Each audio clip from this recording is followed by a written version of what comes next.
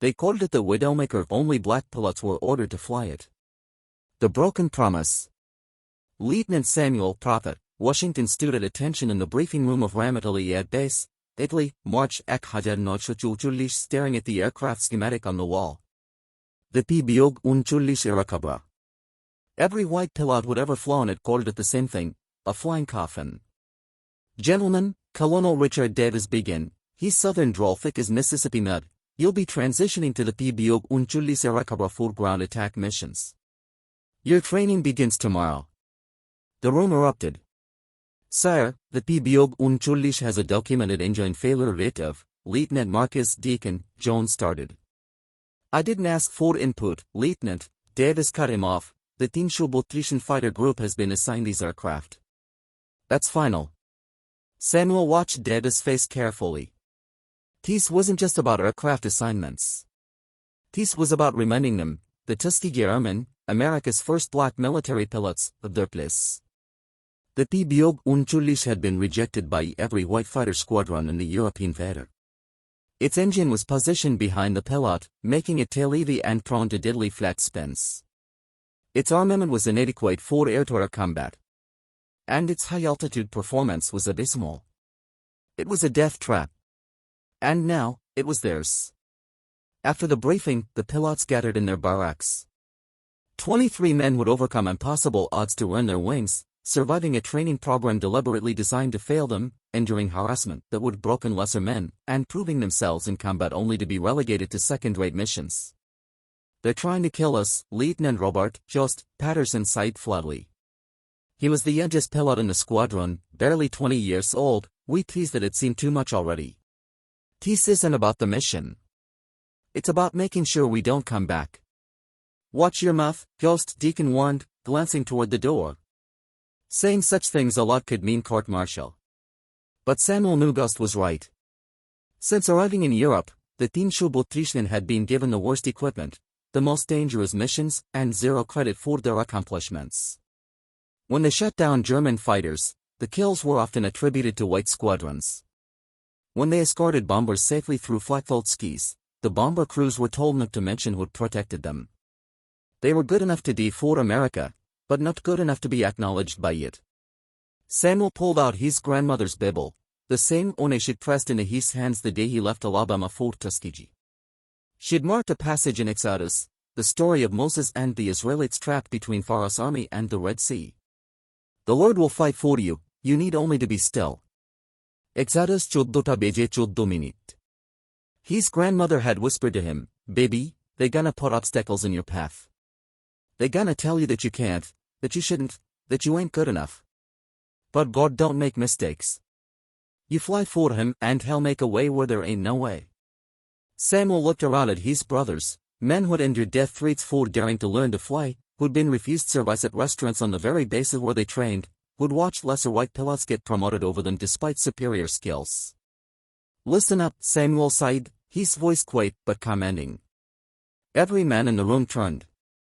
At 26, Samuel was only of the oldest pilots, and his steady demeanor had earned him the nickname Prophet. He saw things before they happened, anticipated trouble, and always had a plan. They gave us the Widowmaker because they think it'll kill us without them having to pull the trigger themselves. They want us to fail, to prove their least about us being inferior. But here's what they don't understand, he held up his grandmother's Bible, we didn't come this far to fold now. That's easy to shy when you're not the first one to spin into the ground because your engine could it botch, schween no feet, Ghost muttered. You're right, Samuel acknowledged. It's not easy. Nothing about this has been easy. But answer me this, are we going to give them what they want? Are we going to confirm their prejudices by refusing to fly? Or are we going to take their broken aircraft and show them that skill, courage, and brotherhood can overcome even sabotage? Deacon stood up, all 6'3" of him. A former seminary student from Atlanta, had left divinity school to fight fascism. Prophet's right. They want us to be victims. But we're not victims, we're warriors. And if God brought us through Tuskegee, through the hatred, through everything we've survived so far, then he can bring us through these too. Easy for you to shy, Deacon, another pilot, Tomasz Midnight Crawford, challenged. You believe in all that faith stuff. What about those of us who stopped believing when we watched our daddy get lynched for trying to vote?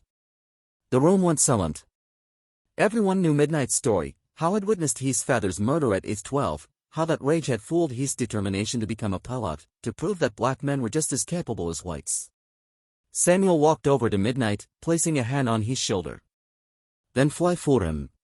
Fly for your father. Fly for every black man who was told he couldn't. Fly for every mother who lost a son to hatred. And fly to prove that they lied, about all of us. Slowly, one by one, the pilots nodded. Tomorrow we start training on the PBOG Unchullish, Samuel announced. And we're going to learn that aircraft better than any white pilot ever did. We're going to find its strengths, work around its weaknesses, and we're going to survive. Together. And if we don't? Ghost asked. Then we die proving we were men worthy of respect, Samuel replied. But I don't plan on dying. I plan on making them regret ever doubting us. If stories of courage against impossible odds inspire you, hit that subscribe button and join us as we uncover the hidden heroes of history that textbooks forgot. The first pilot today in a PBOG Unchullish was Lieutenant James Preacher Williams. Day 3 of training. Simple maneuver, high turn at 20 feet. The engine coughed, the aircraft entered a flat spin, and Preacher didn't have enough altitude to recover. He rode it into the Italian hillside, dying instantly. The accident report blamed pilot error. Samuel read the report and wanted to scream. Preacher had been one of their best pilots, smooth-skilled, careful. If he'd made an error, it was trusting the aircraft had been ordered to fly. The funeral was held on a gray morning. No white officers attended except Colonel Davis, and he left immediately after the ceremony. The Tuskegee Airmen buried their brother in foreign soil, then walked back to the flight line where the remaining PBOG Unchullis waited like metal predators. Anyone who wants out, speak now, Samuel sighed to his assembled squadron. No judgment. This aircraft is killing us, and command doesn't care. No one moved. Then we adapt, Samuel continued. Preacher died because the engine quit during a high maneuver. That tells us the fuel system can't handle negative G-forces. So roll one, no maneuvers that create negative Gs, we back and turn, we don't pull hard reversals. That puts us at a disadvantage in dogfights, Gilst pointed out. Only if we dogfight the German way, Deacon interjected. We use different tactics. Boom and zoom. We dive on them from altitude, take our shot, and use our speed to climb away before they can turn on us. For the next 2 weeks, the pilots of the Team Shubot 3 should essentially reroute the manual on flying the PBOG Unchullis. They discovered that the aircraft was actually nimble at low altitudes where its engine performed better. They found that its nose-mounted cannon, while weak for air combat, was devastating against ground targets. They learned to anticipate the flat spin entry and developed recovery techniques that white pilots had never bothered to master. They transformed the Widowmaker into a weapon. But the losses continued. Lieutenant David Hammer Jackson died when his engine exploded on takeoff. Lieutenant Charles Port Robinson crashed during a landing approach when his controls locked up. 5 men dead in 3 weeks. The white squadrons whispered that it proved what they'd always said, black pilots weren't capable of flying high-performance aircraft. Samuel gathered his remaining pilots, now down to 18, in the chapel one evening. We're being judged by a different standard, he sighed, his voice tight with controlled fury. When a white pilot crashes, it's equipment failure. When we crash, it's because we're incompetent. And you know what? We don't have the luxury of being human. We have to be perfect. That's not fair, Midnight sighed. No, it's not, Samuel agreed. Nothing about this is fair. But fair doesn't matter.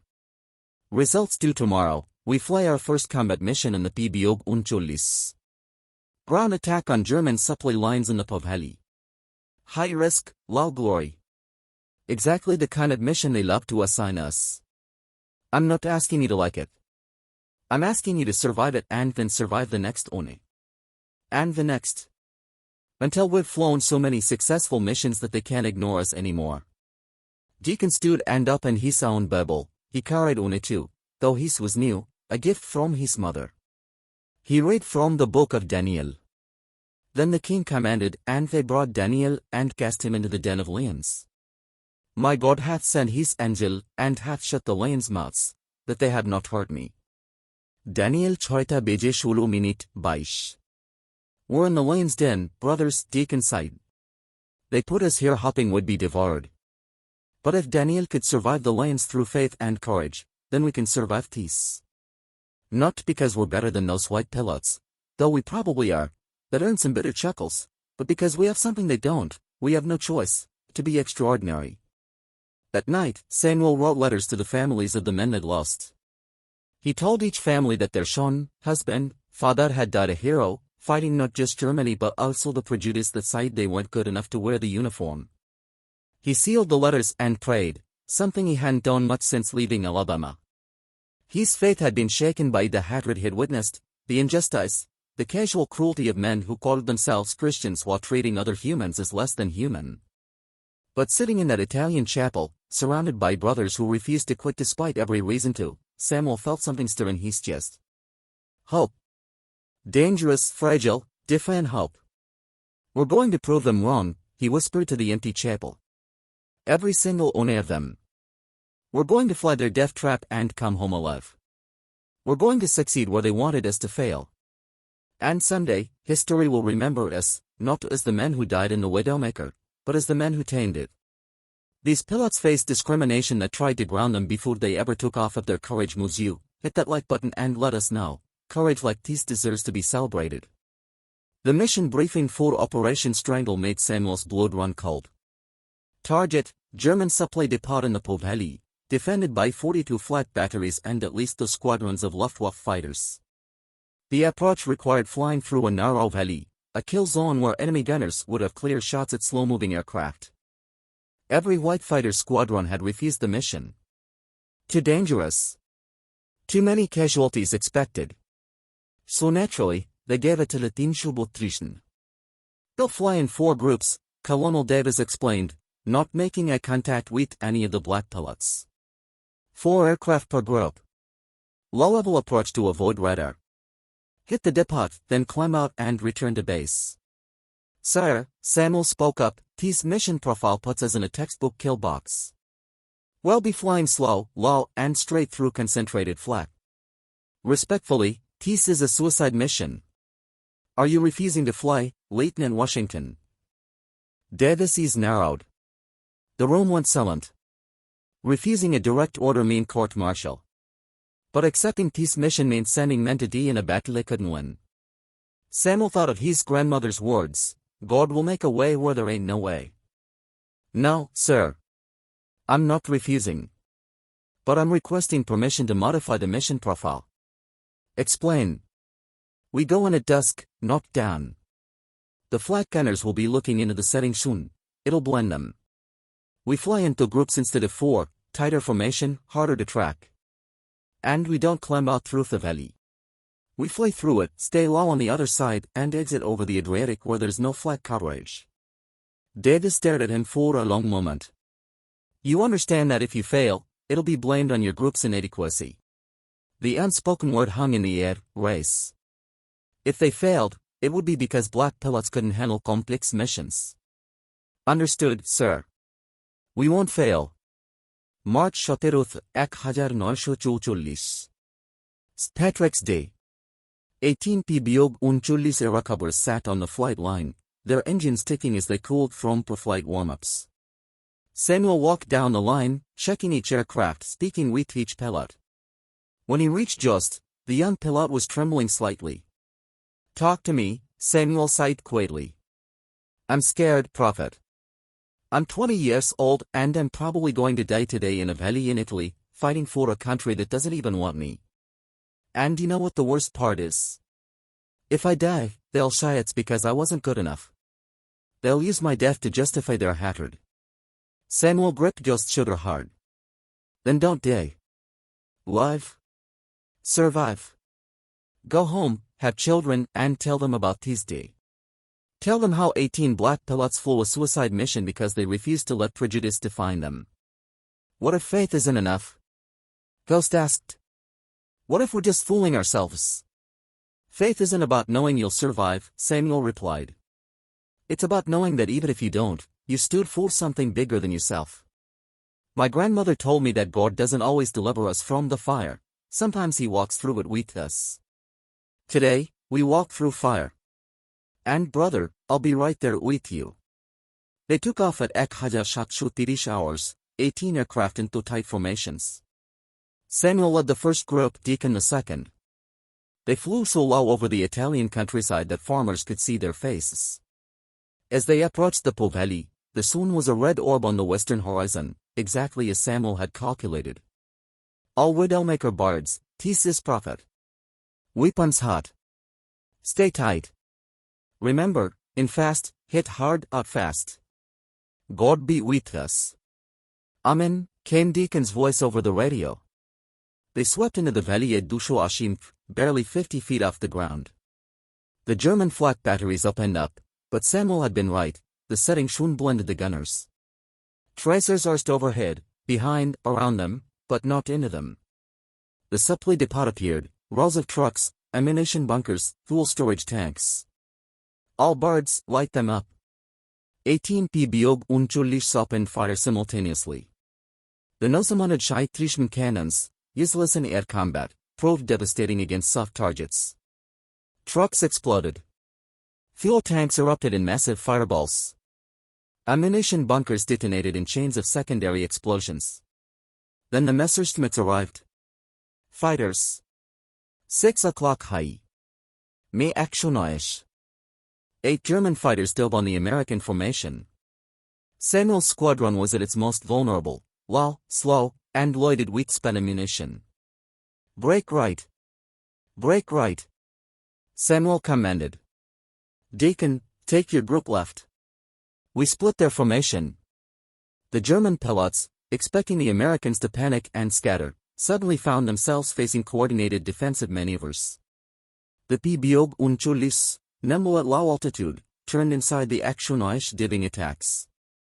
Ghost, for all hesieth and fear, flew like a man possessed. A Messerschmitt locked onto Deacon's tail. Ghost pushed his PBOG unschuldig to the edge of its performance envelope, placing himself between the German and his squadron leader. The Me actionaish cannon fire raked Ghost's aircraft. Holes appeared in his wings. His engine coughed smoke. But Ghost didn't break off, he fired back, his Scheitrischen cannon hitting the German fighter's engine. The Me actionaish belched flame and plummeted into the valley floor. Ghost, your bard is smoking. Bail out. Samuel ordered. Negative, prophet. This aircraft brought me this far. It's bringing me home. For 15 minutes, the ski over the Po Valley became a swirling dogfight. The Tuskegee Airmen, in a rejected aircraft, flying with half-empty guns and damaged engines, fought 8 German fighters to a standstill. When the Germans finally broke off, low on fuel and ammunition, Samuel took stock. 18 aircraft went in. 17 were flying out. Lieutenant Tomasz Midnight Crawford's PBOG unschuldig had taken a direct flak hit. Had died instantly, finally joining his father. But the mission was a success. The German supply depot was destroyed. And the Tinschubotrischen had shot down 3 Me actionaish aircraft that couldn't dogfight. As they flew out over the Adriatic in the fading light, Jost's voice came over the radio, weak but alive. Prophet, I don't think I'm going to make it back to base. Engine's dying. Then don't go to base, Samuel replied. There's an emergency field 30 miles south. Deacon, go with him. Make sure he gets down safe. Roger, prophet. We've got him. Samuel led the remaining 14 aircraft home. They landed as darkness fell, exhausted, damaged, but alive. The ground crews counted the bullet holes, 8 hits across the formation. Every aircraft had been struck multiple times. By all calculations, they should have lost half the squadron. But they'd only lost one man. One good man. But against impossible odds, they'd brought nearly everyone home. Colonel Davis met them on the tarmac. For the first time since they'd arrived in Italy, he looked at Samuel with something approaching respect. Lieutenant Washington, that was exemplary flying. Thank you, sir. Will the report show that? Davis' expression hardened. The report will state the facts. What people choose to believe is beyond my control. In other words, no credit would go elsewhere. As always. But Samuel didn't care anymore. They knew. His brothers knew. And that was enough. When the world says you can't, sometimes you have to prove them wrong with action, not words. Drop a comment below, who inspires your courage when facing impossible odds. By May 1944, the 332 fighter group had been transitioned away from the PBOG 39. Not because Kamen acknowledged the injustice, but because even they couldn't deny the pilots' extraordinary success rate anymore. They'd flown 73 missions in the Widowmaker. Lost 8 pilots total, a casualty rate less than half that of White Squadron's flying superior aircraft. They'd destroyed over 200 ground targets and shot down 14 German fighters and planes that couldn't dogfight. The new assignment, PBOG Ekano Mustangs, the finest fighter aircraft in the war. Finally, the Tuskegee Airmen would fly with equipment equal to their skill. But Samuel knew why. The bomber crews flying over Germany were being slaughtered by Luftwaffe fighters. Someone in Kamen had done the math and realized that the 332, despite flying inferior equipment, had better combat records than most white fighter squadrons. They needed the Tuskegee Airmen. They just hated admitting it. The first bomber escort mission came in June. 24 PBOG Ekano of the 332, painted with distinctive red tails, escorted a formation of BBOG Shotero bombers deep into Germany. The bomber crews had been told they'd have experimental escort. No one mentioned race.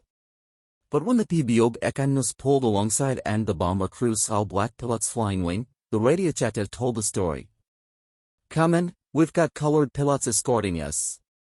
Request replacement fighters. Samuel's jaw clenched, but he kept his voice professional.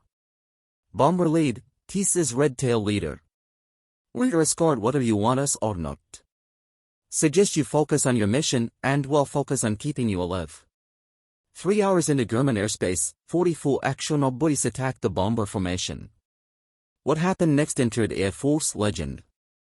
The Red Tails, Samuel, Jost, would survive his damaged landing, Deacon, and 21 brothers would learn to fly in the Widowmaker, engage the German fighters with a skill and ferocity that shocked everyone watching from the bomber's below. They flew with precision born from flying aircraft that tried to kill them. They maneuvered with confidence earned from surviving missions they were supposed to be on, and they fought with the fury of men who'd been told they weren't good enough, but knew different. When the battle ended, 15 German fighters were destroyed. The bomber formation lost 0 aircraft, the first time that had happened in 8 months of daylight bombing raids over Germany. The bomber crews, those same crews who'd requested different escorts, landed at their bases and told anyone who'd listen, those red-tail pilots saved our lives. Word spread. Bomber crews began specifically requesting escort from the 332. White pilots asked to be transferred to learn from the Tuskegee Airmen. And slowly, grudgingly, the official report started acknowledging what everyone in the air already knew. The black pilots of the 332 were among the finest fighter pilots in the European theater. June 1945. The war in Europe was over. Samuel stood in front of his squadron, what remained of it. They'd lost 32 pilots total over 2 years of combat. 32 brothers who'd fought 2 enemies, fascism abroad and racism at home. Deacon asked me to speak at this final formation, Samuel began. Mostly because he says I talk too much anyway. That got some tired laughs.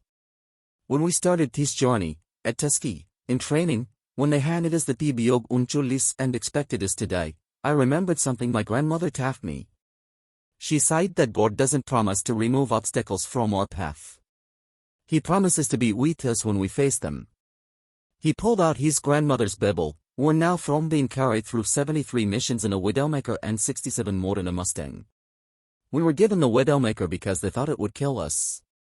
They thought we'd prove their prejudices right. But Isaiah 41:7 says, no weapon forged against you will prevail.